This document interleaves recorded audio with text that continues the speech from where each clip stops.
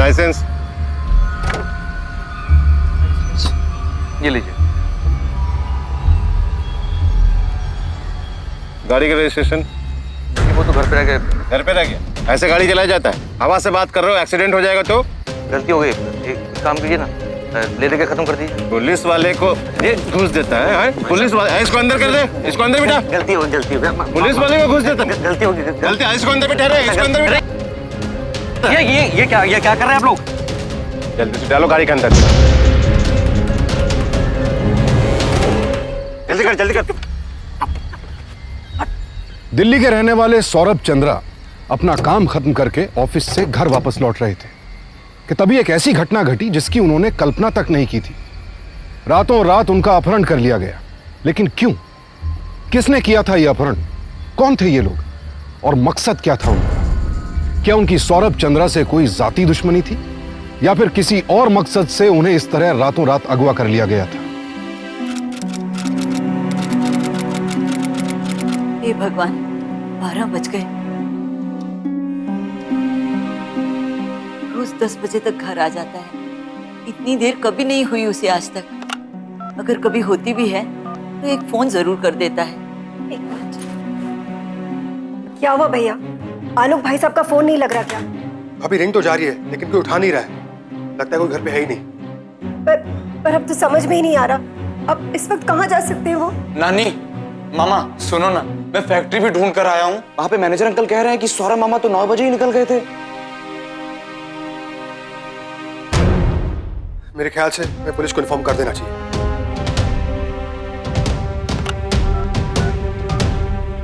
Hello,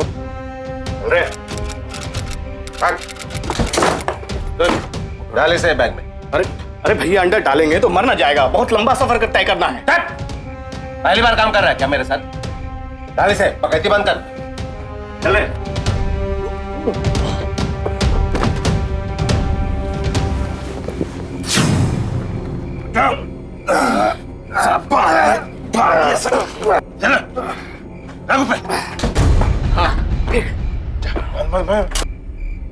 हो गया? चल बैठ।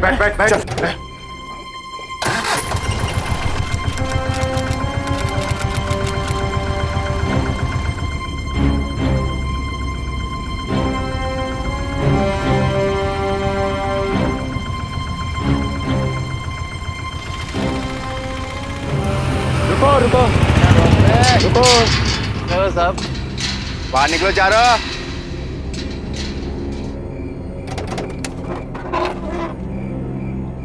लाइसेंस दिखा।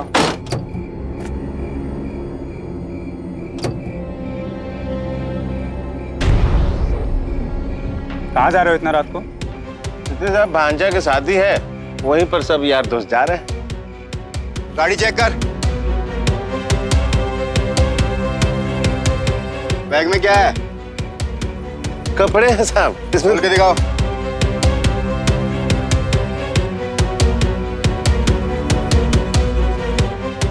हाँ, उधर से रस्सी खोल, दिखा साहब को क्या है गाड़ी में। अरे उधर से रस्सी खोल, जल्दी साहब को दिखा।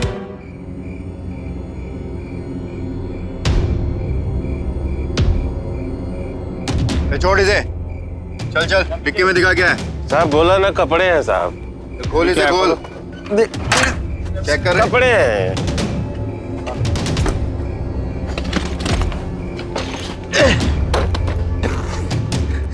लड़का का मामा हो ना, तो आप तो जानते हैं।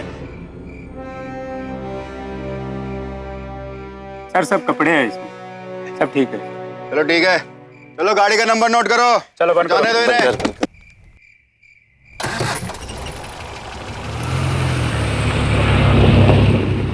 देखो, सिल्वर कलर की एसटीम है DL 2054। कहीं दिखी तो रोक लो और तुरंत खबर कर दो हेडक्वार्टर में, ठीक है? कुछ नहीं होगा भैया को, तुम बस चिंता मत करो। क्या हुआ इंस्पेक्टर साहब? कुछ पता चल रहा है क्या? देखिए मैडम, पूरी दिल्ली में और दिल्ली के हर इलाके में हमने खबर कर दी है। सौरभ जी की फोटो भी हमने हर जगह पे फ्लैश कर दी है। अभी तक वैसे किसी एक्सीडेंट की या कोई दुर्घटना की खबर हमारे पास तो नहीं आई है और सौरभ जी की कार का भी कोई पता नहीं चला है। जहां तक मुझे लगता है ये किडनैपिंग का केस हो सकता है। पिछले काफी महीनों से यहाँ पे किडनैपिंग के बहुत सारे केस सामने आ चुके हैं। किडनैपिंग का एक बहुत बड़ा रैकेट चल रहा है यहाँ पर। कैसी बातें कर रहे हैं आप? उनको कोई क्यों किडनैप करेगा? उनका कोई दुश्मन नहीं है। वो तो बस काम पर जाते हैं और सीधे घर वापस आ जाते हैं। देखिए मैडम, ये लोग किडनैपिंग दुश्मनी निकालने के लिए नहीं करते, बस पैसा कमाने के लिए करते। यदि ये केस किडनैपिंग का है तो उनका फोन जरूर आएगा और जैसे ही फोन आता है हम उसे ट्रेस कर लेंगे। बस आपको सब्र से काम लेना पड़ेगा। फिरौती के लिए अपहरण की घटनाएं उन दिनों उत्तर प्रदेश में आम हो गई थी। सन 2010 में जारी की गई नेशनल क्राइम रिकॉर्ड्स ब्यूरो की रिपोर्ट के अनुसार उस साल उत्तर प्रदेश में अपहरण के सबसे ज्यादा मामले दर्ज किए गए, कुल मिलाकर 5,468 घटनाएं, जो कि पूरे देश में दर्ज की गई घटनाओं का 18.4% थी। उस साल देश भर में अपहरण के 38,440 मामले दर्ज किए गए। जी हां, 38,440, जबकि यह आंकड़ा 1953 में था 5,261। यानी 57 सालों में हमारे देश में अपहरण के मामलों में 630.7% की वृद्धि हुई। अक्सर ऐसे अपराध फिरौती के लालच में किए जाते हैं, लेकिन उत्तर प्रदेश में तो उन दिनों मानो ये एक फलता फूलता व्यवसाय ही बन गया था। आए दिन किसी अमीर आदमी का अपहरण किया जाता और फिर फिरौती के तौर पर एक मोटी रकम की मांग की जाती, और कई बार तो अपहरणकर्ता फिरौती मिलने के बाद भी अपहृत व्यक्ति की हत्या कर देते थे। इस वक्त सौरभ भी ऐसे ही अपहरणकर्ताओं के चंगुल में था। सौरभ अपनी किस्मत से अनजान था और उधर सौरभ के परिवार वाले लगातार उसकी सलामती की दुआएं मांग रहे थे। चल बे, उठ। अबे पूरा अकड़ गया बे। 4 घंटे से बैग में पड़ा हुआ है, अकड़ेगा तो जरूर। चलो देखो भाई, हम तुम्हारे मुंह से कपड़ा निकाल रहे हैं, आवाज मत निकालना, वरना ये चाकू है ना, घुसेड़ देंगे हथौड़ी में, समझे?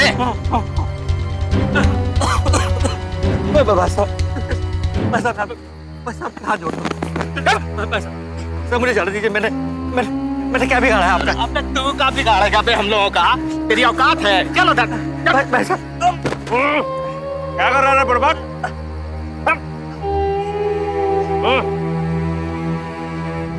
अरे ये हम लोगों का लॉटरी का टिकट है, तो इसको खिलाओ पिलाओ। पैसा प्लीज मुझे जाने दीजिए। आप लोगों को जो चाहिए मैं दूंगा आपको, प्लीज प्लीज मुझे जाने दीजिए प्लीज। सुन बे, सुनिए क्या कह रहा है। ओए सुन, कह रहा है कि जो चाहिए वो। चलो अबे उठ। जो चाहेंगे वो देगा। तेरी तो हम लोग भिखारी नजर आते हैं, और इतनी जो मेहनत कर रहे हैं वो क्या मेला घूमने के लिए कर रहे हैं? हम जो चाहेंगे वो तुम्हारे घर वाले को देना होगा। और ये जो तू हम पर एहसान कर रहा है, करे हमारी मुराद पूरी करके, सुन, लाद फाड़ के किडनी फोड़ देंगे। जो चाहिए वो देंगे।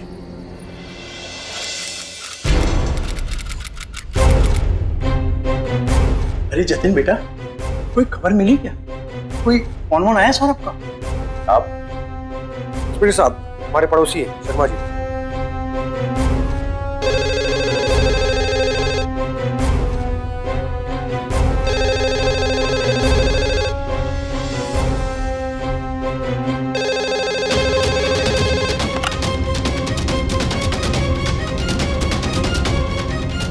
हेलो।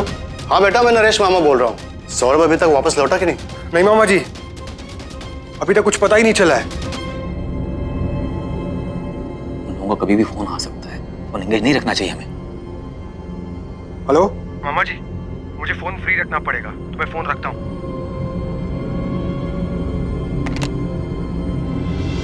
हाँ भाई, आखिरी बार पूछ रहे हैं, खाओगे कि नहीं?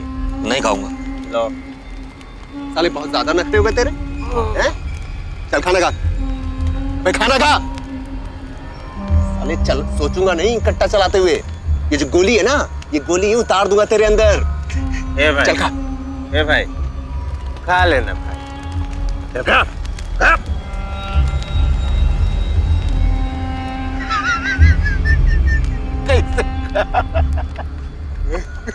चल खा। अच्छा एक बात बताओ, तुम्हारे घर वाले तुमको छुड़ाने के लिए कितना पैसा दे सकते? ज्यादा से ज्यादा 25 लाख रुपए बस। एक बात तो साफ, तुम एकदम बुड़बक समझता है हम लोगों को। 3-3 मिल चलाता है तुम और तुम्हारा भाई, और तुम कस्टम का एजेंट, और कहता है ढोकरी में 25 लाख है। चला बेवकूफ समझ। हाँ, पूरा जन्म पत्री तुम्हारा हमारे पास है। 1 महीना का मेहनत है। कम से कम 3 करोड़ का आसामी है तुम। भैया हम तो कह रहे हैं सुबह रास्ता में जो बूथ मिलेगा जाके इसके घर वालों को फोन कर देंगे। अरे नहीं रे, अरे इतना जल्दीबाजी का क्या जरूरत है? अभी अभी तो बेचारा घर से बाहर निकला है। तेरा घर वाले को ढूंढने दो, थोड़ा परेशान होने दो, थोड़ा बेचैन होंगे। जैसे ही बेचैन होंगे, जितना पैसा मांगेंगे उतना दे देंगे।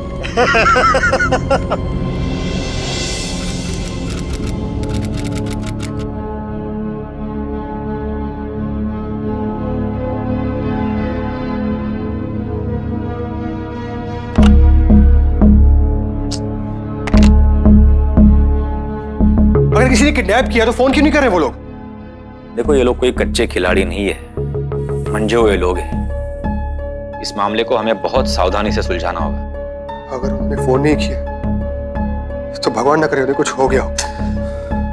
आप हौसला रखिए, कुछ नहीं होगा आपके भैया को।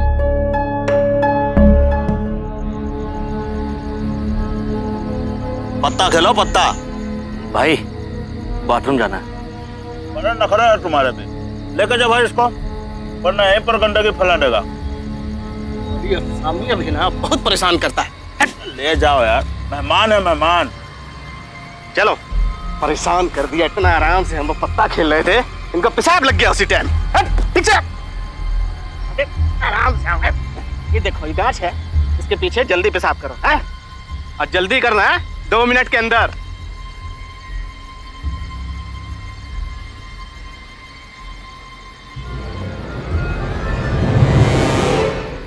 अबे अबे कितना पेशाब करेगा बे?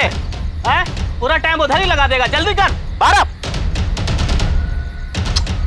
एकदम हाथ जो है ना पागल कर दे। अबे कितना पेशाब करेगा बे? आ जा जल्दी। कहाँ है?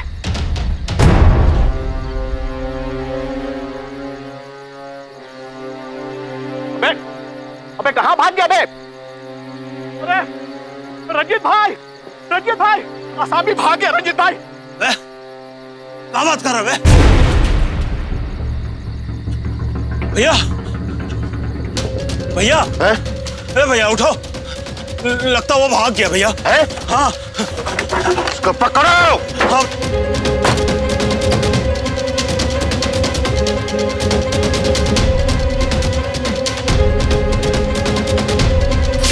क्या हुआ रे बलुआ? अरे रंजीत भैया वो समिया भाग गया भैया। उसको पेशाब लगा था, हम यहीं छोड़ के गए थे भैया। ढूंढो। इधर ही होगा भैया।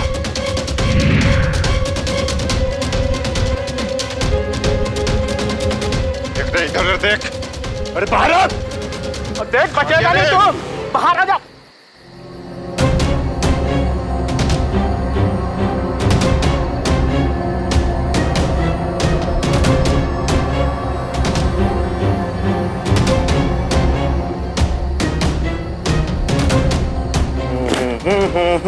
सुनिए, आज रात को ना घर जल्दी आ जाइएगा। क्यों भाई, आज पार्टी दे रही हो क्या? हाँ, पार्टी ही समझ लीजिए। खाना सब मिलकर साथ में खाएंगे और खाने के बाद आइसक्रीम खाने चलेंगे। आइसक्रीम इंडिया गेट वाली? अरे भाई अब तो मेरी बेटी ने बोल दिया तो आज तो हम जाएंगे इंडिया गेट आइसक्रीम खाने। हाँ ठीक है, अब किसी को जल्दी से किसी। और इधर अरे मम्मी जी शर्माती है।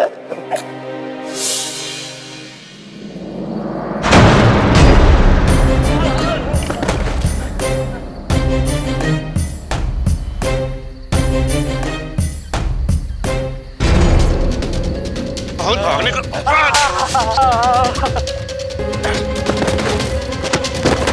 बंदूक दे। अबे बंदूक दे ना, किससे खत्म कर देते अब इसका? किससे खत्म कर देते? क्या कर रहा है तू? मार के इसको 3 करोड़ का नुकसान करेगा क्या? इसको बंदूक दे, इसको दे बंदूक। अरे भैया इतनी आसानी से छोड़ दे इसको। अरे बहुत भगाया, बहुत बेइज्जत किया भैया, नहीं छोड़ेगी इसको। अरे रुक ना, तू दे इसको बंदूक। बहुत भागता है ना, नहीं भागेगा। दे चाकू दे। अब भाग। खोल जूता, मुझे खोल। अब देखो मैं इसके साथ क्या करता हूँ। भाग! चल!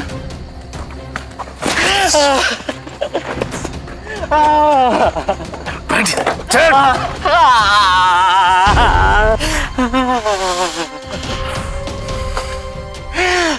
ए भाई, तुमको मारने पीटने में हमको कोनो मजा नहीं आता, लेकिन ऐसा गलती अगर दोबारा रिपीट किए ना तो साला सबसे पहले हम तुमको ठोकेंगे, सबसे पहले, और तुमको कोनो बचाएगा भी नहीं। छुटवा, गाड़ी में रिकॉर्डर ले क्या?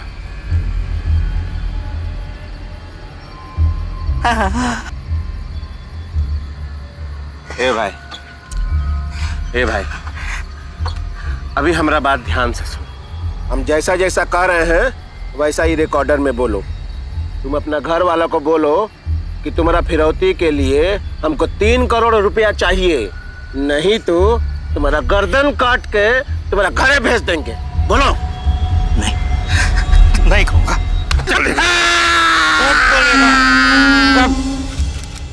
मम्मी पापा कहाँ है? वो अब तक आए क्यों नहीं? आ जाएंगे बेटा।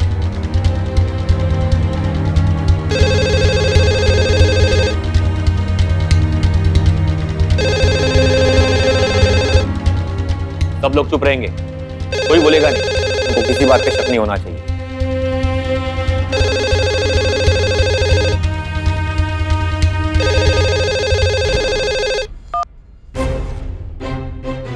हेलो जतिन बेटा, मैं नरेश मामा बोल रहा हूँ। बेटा सौरभ को कुछ लोग उठा के ले गए। मेरे पास अभी अभी फोन आया था बेटा, कह रहे थे कि सौरभ उनके कब्जे में है और उन्हें 3 करोड़ रुपए चाहिए। अगर उन्हें पैसे नहीं मिले तो वो पता नहीं क्या करेंगे सौरभ के साथ। और क्या कहा उन्होंने? भैया ठीक तो है ना? पता नहीं बेटा, लेकिन उन्होंने साफ साफ कहा है बेटा कि पुलिस में कंप्लेंट मत करना। वो कह रहे थे कि अगर पुलिस को बीच में घसीटा तो वो सौरभ के टुकड़े टुकड़े करके उसकी लाश को घर पे भेज देंगे। मामा जी मैं आपको फोन करता हूँ। देखिए, आपके बेटे को कुछ नहीं होगा, वो सही सलामत वापस आ जाएगा। हमें आपकी मदद नहीं चाहिए इंस्पेक्टर साहब, हमें बस हमारा बेटा चाहिए। उनको जो कुछ चाहिए दे दो उन्हें, लेकिन हमारे बेटे को कुछ नहीं होना चाहिए। मम्मी जी संभालिए अपने आप को। देखिए मुझे भी तो इनकी चिंता है ना, पर उन गुंडों से ज्यादा हमें पुलिस का भरोसा करना चाहिए। अगर इन गुंडों ने पैसे लेने के बावजूद इनके साथ कुछ गलत कर दिया तब हम क्या करेंगे?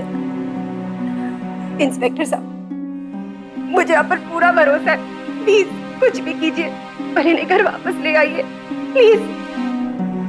पुलिस का मानना था कि सौरभ के अपहरण में किसी इंटरस्टेट किडनैपिंग गैंग का हाथ है। ऐसा पहले भी कई मामलों में सामने आ चुका था। ये इंटरस्टेट किडनैपिंग गैंग अक्सर पुलिस से बचने के लिए एक प्रदेश से किसी का अपहरण करके उसे दूसरे प्रदेश ले जाते हैं। ऐसा वो इसलिए करते हैं ताकि अपहरण का मामला 2 प्रदेशों के प्रशासन के बीच घूमता रहे और उन्हें फिरौती वसूल करने का समय मिल जाए, और इस बीच बेचारा अपहृत व्यक्ति जिंदगी और मौत के बीच झूलता रहता है। लेकिन सौरभ के मामले में पुलिस ने अपनी जिम्मेदारी को नहीं टाला, वो उसे ढूंढने का हर संभव प्रयास कर रही थी। सर ये रही कॉल डिटेल। सर सौरभ के मामा को कॉल दिल्ली यूपी बॉर्डर पे गाजियाबाद से आया था। गाजियाबाद, इसका मतलब है सौरभ फैक्ट्री से इसी रास्ते वापस आ रहा था अपने घर पे, और यही कहीं से रास्ते से उसको उठाया गया। Yes sir. इसका मतलब है सौरभ को लेके अभी भी वो लोग घूम रहे होंगे, और अगली फोन कॉल किसी और लोकेशन से आने वाली है। सर मैंने सारे टोल नाके और चेक नाके का रिकॉर्ड चेक कर लिया है। सौरभ की गाड़ी यूपी की तरफ गई है। वहीं पे चेकिंग हुई थी? सर जमुनागंज के चेक पोस्ट पे चेक किया गया था। मैंने उन लोगों को सौरभ की तस्वीर भी दिखाई। उन लोगों का कहना है कि वैसा कोई भी आदमी गाड़ी में नहीं देखा था। ऐसे कैसे हो सकता है? एक काम करो, जमुनागंज पुलिस स्टेशन में तुरंत खबर कर दो और आसपास के सारे इलाके चेक करने के लिए बोल दो। वो लोग रात को वही कहीं रुके होंगे। Okay sir.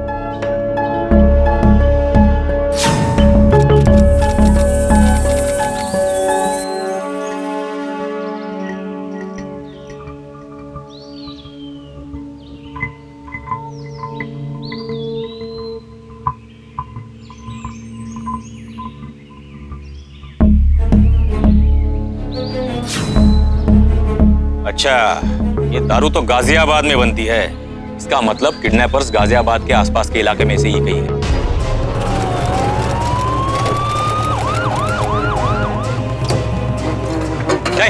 इधर आ। जी साहब। दोपहर 2 बजे किसी ने दिल्ली फोन किया था क्या? सब यहाँ से तो बहुत लोग फोन करते हैं, एक फोन का बारे में बताना तो मुश्किल होगा। ढंग से याद कर। सिल्वर स्टीम थी।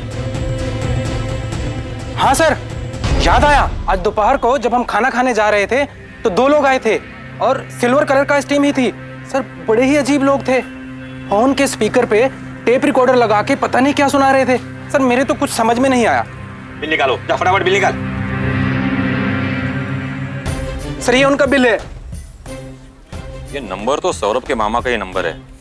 इसका मतलब है यही से उन लोगों ने सौरभ के मामा को फोन किया था और वो कार भी सौरभ की ही थी। कैसे दिखते थे वो लोग? साहब उन दोनों में से एक आदमी तो 30-32 साल का रहा होगा और दूसरा का उम्र कुछ 26 से 28 साल का। वो कुछ लड़का सा लग रहा था। किस तरफ गए वो कुछ पता है? देखा था कुछ? अब वो इस तरफ गए थे। इसका मतलब है यहाँ से फोन लगाकर वो लोग मेरठ की तरफ गए। चलो। मेरठ तो वो लोग गए नहीं होंगे। मेरठ जाते तो वहीं से फोन लगाते थे। इसका मतलब है मेरठ और गाजियाबाद के बीच में जो इलाका है शायद वो मुरादनगर। शायद उन लोगों ने ये पहले से प्लान बना रखा है कि सौरभ को किडनैप करके इसी इलाके में रखेंगे। सुनो, गाड़ी मुरादनगर ले लो।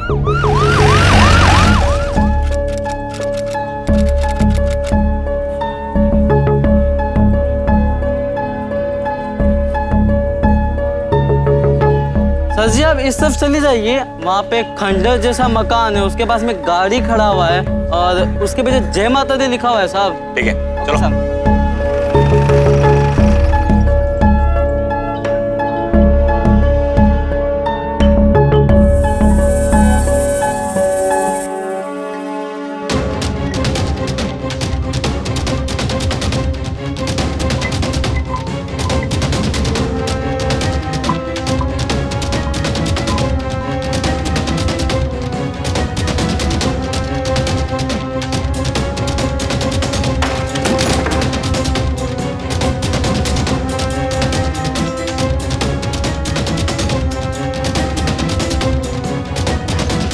मिला?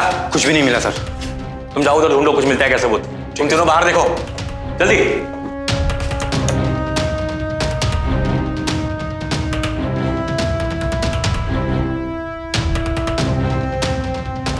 जूता मिला।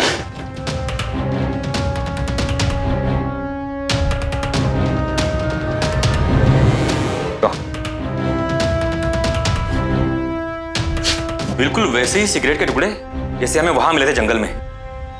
इसका मतलब है हमारे आने से पहले ही वो लोग भाग गए। सर मुझे तो एक बात समझ में नहीं आ रही है कि आखिर उनको पता कैसे चल जाता है कि हम लोग यहाँ आने वाले हैं।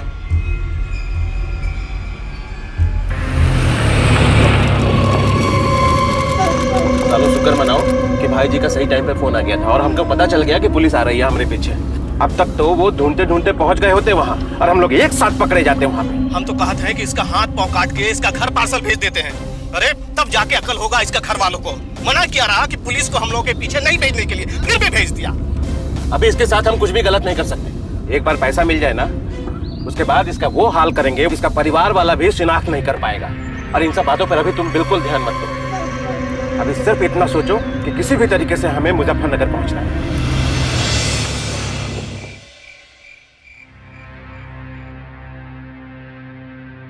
जतिन बेटा 1 मिनट मुझे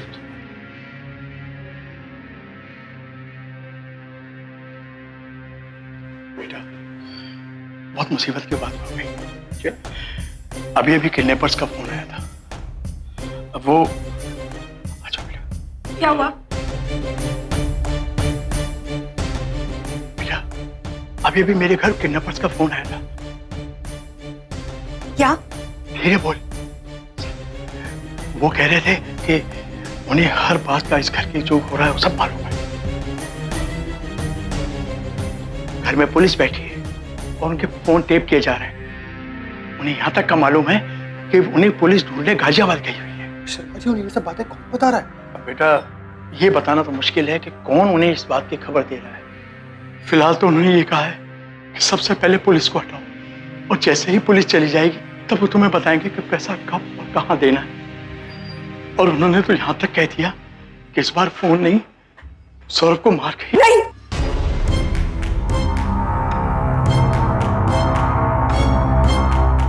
जतिन जी, आप समझ नहीं रहे कि आप क्या बात कर रहे हैं। केस को वापस लेने से आपकी समस्या का हल नहीं होगा, ना तो आपके भैया वापस आने वाले।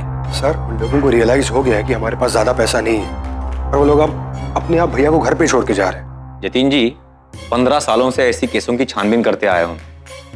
साफ साफ दिखाई दे रहे हैं कि आप हमसे कुछ छुपा रहे हैं। देखिए, आप सब लोगों से एक दरख्वास्त है कि आप लोग पुलिस पर भरोसा रखो। कुछ नहीं होगा, आपके भैया को सही सलामत वापस लेके आएंगे आपके पास। कुछ गुंडों के बहकावे में आकर आपको डरने की जरूरत नहीं है। वो लोग पेशेवर अपराधी है। अगर आप लोग पुलिस की मदद नहीं लेंगे, चुपचाप जाके उनके हाथ में पैसा थमा देंगे, फिर भी उन लोगों को क्या भरोसा है कि वो आपके भाई को जिंदा वापस कर देंगे। सर, आपका बहुत बहुत धन्यवाद, लेकिन अब सच में हमें आपकी मदद की जरूरत नहीं है। हम संभाल लेंगे अपने आप।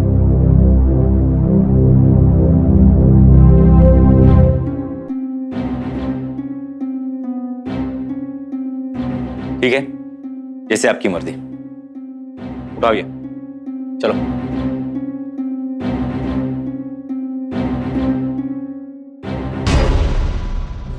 सर एक मिनट, आज मैंने जतिन और सौरभ की पत्नी को शर्मा जी के साथ बात करते देखा था। तब मुझे शक हुआ और मैंने चुपचाप उनकी तरफ देखा। सर वो लोग बहुत परेशान लग रहे थे, बहुत ही हल्के हल्के बातें कर रहे थे। ऐसे लग रहा था जैसे उन्हें डर हो कि कोई उनकी बातें सुन ना ले। सर मेरे ख्याल से किडनैपर्स का फोन शर्मा जी के लैंडलाइन पर आया होगा, क्योंकि उनके घर पर कोई फोन नहीं आया। शर्मा जी के घर पे फोन आया था? इसका तो एक ही मतलब हो सकता है कि उन लोगों ने शर्मा जी को फोन करके डराया धमकाया होगा कि पुलिस को बीच में मत लाओ, और इसीलिए हम लोगों को उन्होंने घर से जाने के लिए कहा। सर मुझे लगता है कि हमें वहां रुकना ही चाहिए था। कम से कम हम उनके फोन कॉल्स तो टैप कर ही सकते थे। नहीं, घर के फोन टैप करने से कुछ नहीं होगा, क्योंकि वो लोग तो घर पे फोन ही नहीं कर रहे। उनको मालूम है हमारी पूरी टीम तैनात है घर पे, इसीलिए हमेशा वो दूसरे फोन पे कॉल कर रहे हैं। जैसे कि पहला फोन मामा जी के फोन पे आया था और दूसरा कॉल मुझे लगता है शर्मा जी के फोन पे आया था। सर क्या आपको लगता है कि इस पूरे कांड में कोई परिवार का आदमी शामिल हो सकता है? काफी टाइम से मैं भी यही सोच रहा हूँ कि परिवार का ही कोई आदमी इसमें इन्वॉल्व है, क्योंकि सबसे पहले मामा जी को फोन आना और पुलिस को बीच में मत लाओ ऐसी धमकी देना, और सबसे बड़ी बात तो ये है हमारे गाजियाबाद जाने की खबर उन तक पहले से ही पहुंच गई थी। इसका मतलब है कोई तो आदमी है जो हमारी हर मूवमेंट की खबर उन तक पहले से ही पहुंचा रहा है। पर कौन हो सकता है सर? पूरी फैमिली पर नजर रखो। अब उन लोगों को पकड़ने का बस एक ही रास्ता है।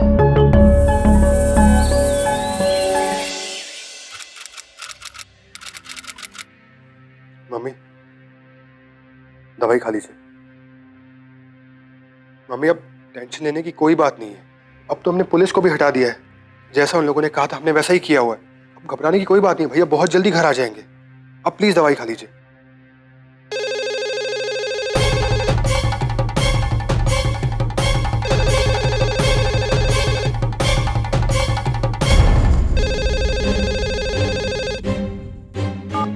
हेलो हेलो, अब जो हम कह रहे हैं ना वो ध्यान से सुनना।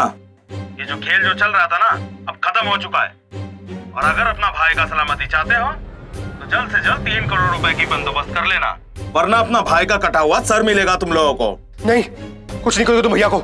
तुम्हें जो चाहिए मैं दूंगा, उन्हें हाथ भी नहीं लगाओगे तुम। जमुना किनारे वाली जो पार्क है ना उसकी पीछे वाली गली में आना है पैसे लेके। हाँ, कल शाम को ठीक 7 बजे। लेकिन बाबू होशियारी नहीं चाहिए हमें। ठीक है, मैं आ जाऊंगा।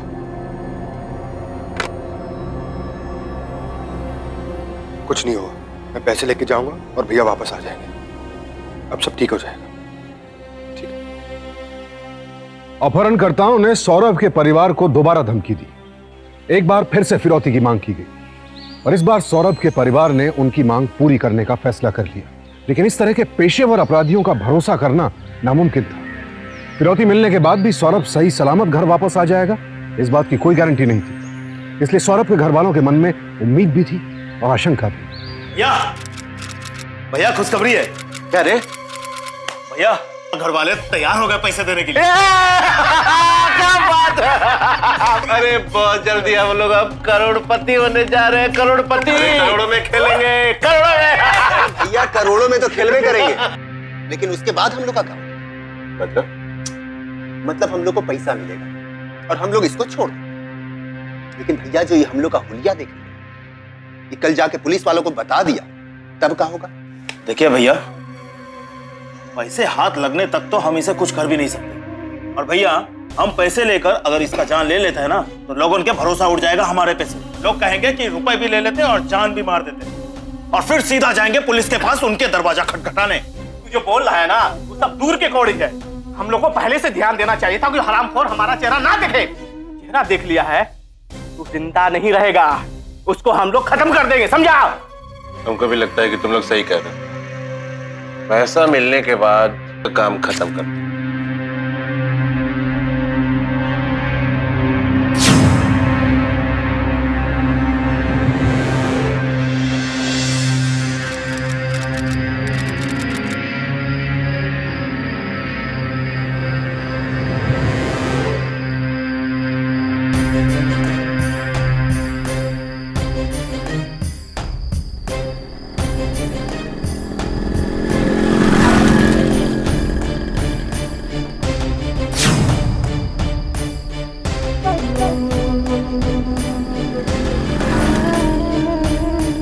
Hello sir. हाँ बोलो। सब कुछ वैसे ही चल रहा है जैसे आपने कहा था। तुम उस पर नजर रखना। Okay sir, okay. 3 घंटा पता नहीं साला क्या कर रहा है।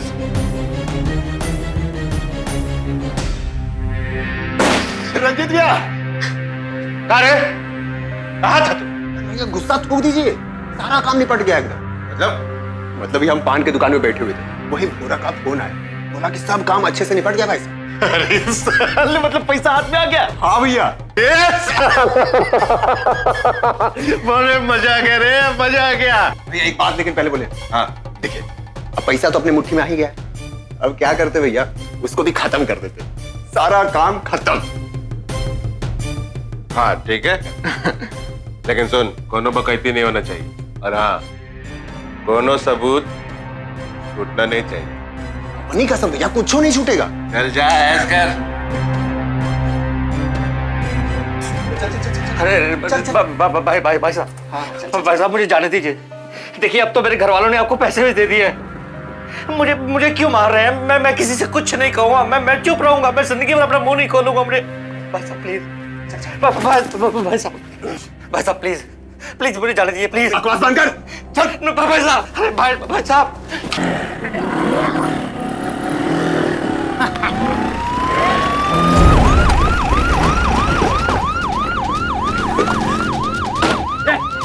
कहाँ से आ रहे? कहाँ से आ रहे? उधर नीचे, उधर नीचे। बोल कहाँ है सौरभ? साहब हमको कुछ नहीं मालूम। क्या उसको?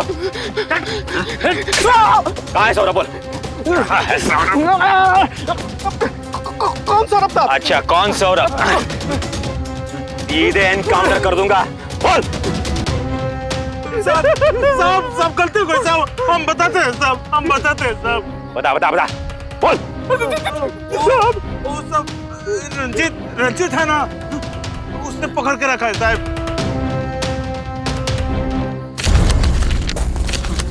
कर गया अंदर साला, जल्दी कर, एकदम बराबर कर दे, पता ना चल जाए। ठीक है?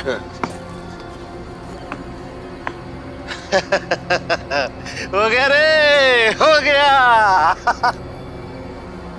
भैया जी ये भी काम निपट गया, अब जल्दी से उन लोग आ जाएं, फिर मौजा ही मौजा है। 3 करोड़ 3 करोड़ 3 करोड़। अरे साहब पूरा आ गया रे, आजा आजा आजा। अरे आजा बेटा आजा।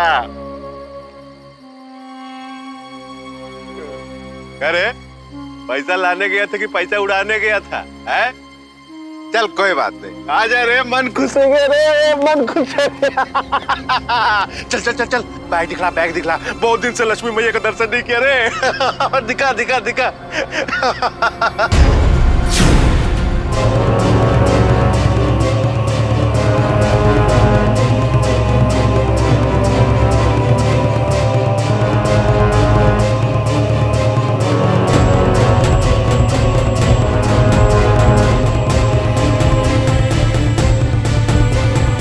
कौन हो तुम भाई? कहाँ है सौरभ? कौन सौरभ? जिसको तुमने किडनैप करके रखा है, बोल। अरे हम कौन सौरभ को जानते ही नहीं है, तो हम किडनैप कैसे करेंगे भाई? अरे सर आपको गलत फहमी हो रही है सर, हम लोग सौरभ वौरभ को जानते ही नहीं है। बेवकूफ समझ रखा है हमको।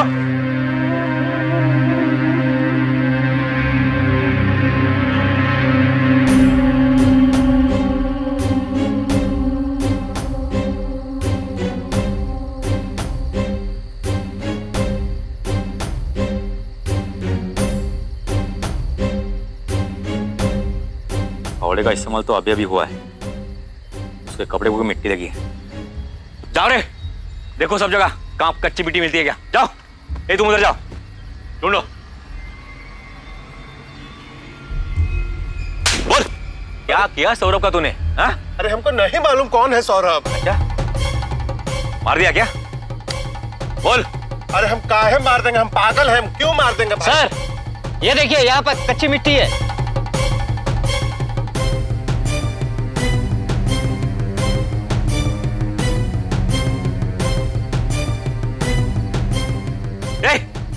फावड़ा लो, खुदो यहाँ पे।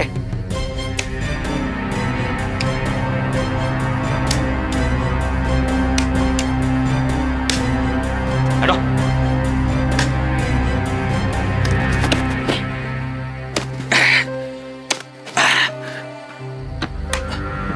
अरे यहाँ कुछ है,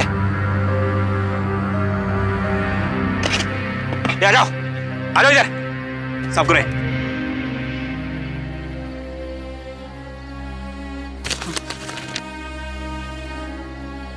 अरे ये तो सौरभ है, उठाओ जल्दी उठाओ।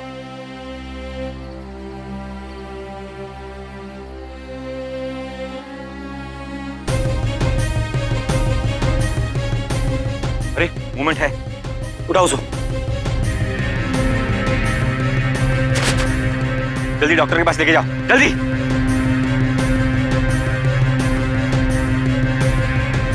देख, सीधे एनकाउंटर करने का आदेश है। तेरे दोनों साथियों को तो पहले ही गोली मार चुका हूं मैं।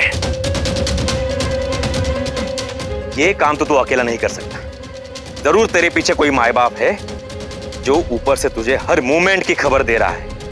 फटाफट बोल, 50 बार नहीं बोलूंगा मैं, 30 सेकेंड दूंगा तुझे, 30 सेकेंड, और 30 सेकेंड के अंदर तूने नहीं बताया सीधे गोली मार दूंगा। सर सर सर, और गोली मत मारना सर, बताता हूँ, गोली मत मारना सर।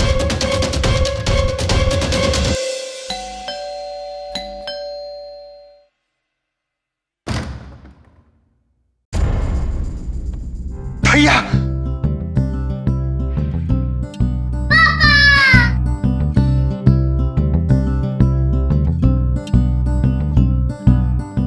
मेरा बेटा, मेरा लाल, आप ठीक है ना? ठीक।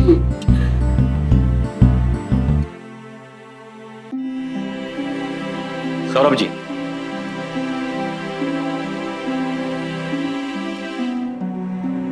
ये सब तो आपकी वजह से संभव हुआ। आपने हम पर भरोसा किया और सही समय पर सही सूचना दी। इंस्पेक्टर साहब, थैंक यू वेरी मच। अभी थैंक यू मत कहिएगा, अभी हमारा काम पूरा नहीं हुआ है। सौरभ जी को वापस लाके हमने हमारी आधी जिम्मेदारी तो निभाई, लेकिन जब तक असली मुजरिम सामने नहीं आता हमारा काम पूरा नहीं होगा। असली मुजरिम? आप सब लोगों को यह बात जानकर बहुत ही हैरानी होगी कि ये पूरा कांड आप ही के घर में से किसी आदमी ने किया था। पर इंस्पेक्टर साहब, हमारे घर में से मतलब? जी हाँ जतीन जी, आपके ही घर में से। जिन लोगों ने सौरभ को किडनैप किया था वो लोग हमेशा एक कदम हमसे आगे रहते थे और हमारी हर मूवमेंट की खबर हमसे पहले ही उनके पास पहुंच जाती थी। अभी पता चला।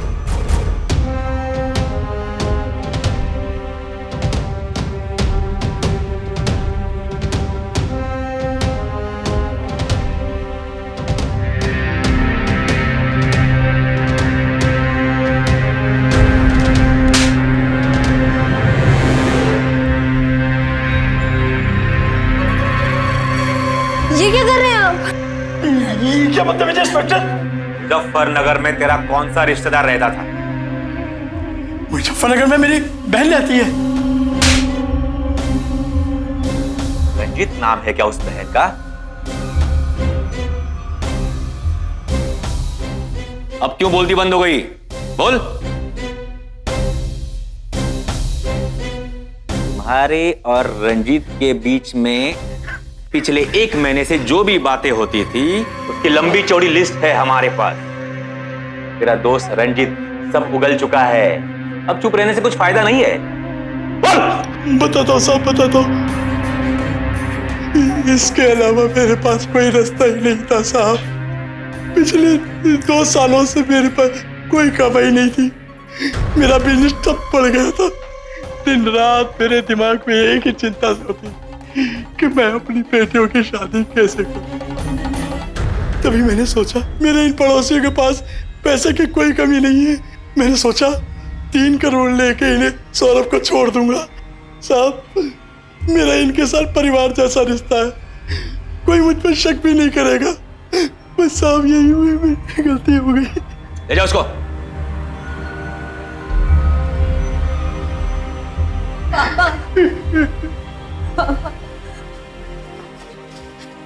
चलता हूं। Thank you sir. पुलिस ने ऐन मौके पर पहुंचकर सौरभ को बचा लिया। कई दिनों तक जिंदगी और मौत के बीच झूलते रहने के बाद आखिरकार सौरभ ने राहत की सांस ली और अब तो घर के अंदर बैठा अपराधी भी पकड़ा गया था। आखिर किसी अपने ने क्यों इतनी बड़ी साजिश रची? सिर्फ चंद पैसों के लिए? शर्मा की बेटियां, जिनकी शादी के लिए उसने ये सारी साजिश रची थी, वो खुद शर्मा की इस हरकत पर शर्मिंदा थी। सौरभ चंद्र के परिवार में आखिरकार खुशियां वापस लौट आईं। लेकिन इन खुशियों के वापस आने की एक बहुत बड़ी वजह थी हिम्मत। कठिन परिस्थितियों में भी अपना संयम बनाए रखने की हिम्मत। सौरभ के परिवार में लगभग सभी लोग हार मान चुके थे, सिवाय उसके भाई जतिन और उसकी पत्नी सुनीता की। इन्हीं लोगों ने इंस्पेक्टर वर्मा की मदद की और अंत तक पुलिस पर भरोसा किया और यही भरोसा कामयाब हो गया। हमें सीख लेनी चाहिए इन लोगों से। याद रखना चाहिए कि अपराधियों के सामने हथियार डाल देने से हमारी मुश्किलें खत्म नहीं हो सकती। उल्टे हथियार डालकर हम अपराधियों के हौसले और मजबूत करते हैं और खुद को कमजोर साबित करते हैं। हमें इन लोगों से लड़ना होगा और याद रखना होगा कि पुलिस हमारी सेवा, हमारी सुरक्षा के लिए है। हमें पुलिस पर भरोसा करना होगा। अब मैं सुशांत सिंह आपसे विदा लेता हूं। जल्दी फिर मुलाकात होगी एक और ऐसी ही प्रेरणादायक सत्य घटना के साथ। सावधान इंडिया, इंडिया फाइट्स बैक।